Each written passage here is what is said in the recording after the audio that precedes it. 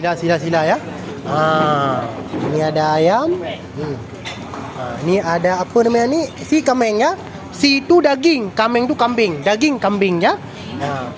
Itu adalah daging kerbau tapi goreng. Ya. Bukan hati, daging, cuma dia digoreng. Ya, digoreng ya. Ya.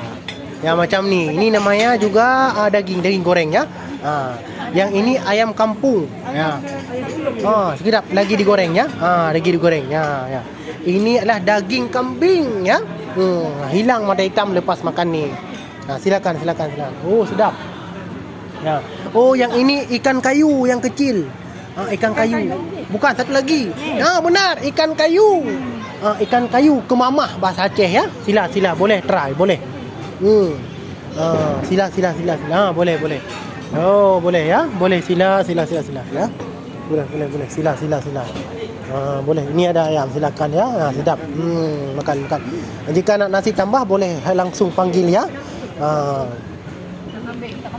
Kari kambing. Ya. Ini ikan gabus ya.